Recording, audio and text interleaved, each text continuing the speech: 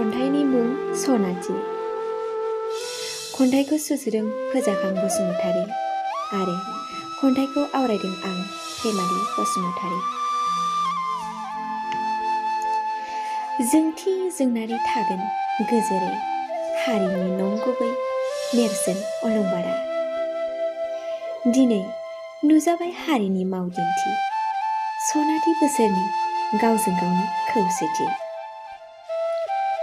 लाबोबाय हारियाव गोग्गोम गेरेमसा माहारि।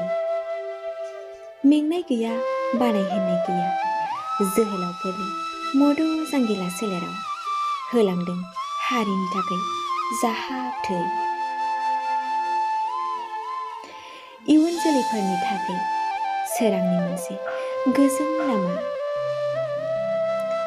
नुजाबोबाय जोहोलावफोर जारां साना मोनफानि उनाव मोनफा हाथरखि अलंबार अखाफोर।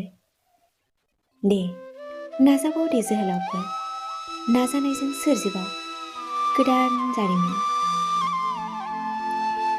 अरायबो जोंथि जोंनानै थागोन नोंसोरनि बेसेन गोसा जिउमाया। सफैबाय जोहोलावफोर सफैबाय नोंसोर गुबै जारिमिनजों बर'लेण्डनि मुं लाना। जेंना जेंसि बोखार बोखार बारहुंखा अखा सौसि सौसि सुथुर उदखारिनि मेगनाव हाद्रि बाला सारना। आरो उनफिननाय नंलिया नोंसोरनि खोमथा आगाना। दावगानायनि सिमाङा मोगथां महर लाबाय।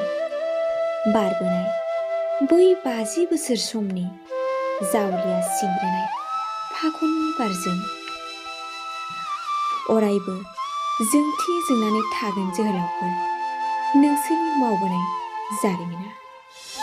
गुफुर लेखा बिलाइयाव सनानि हांखोजों जोंथि रोखा रोखा। एसेनोसै, गोजोन्थों।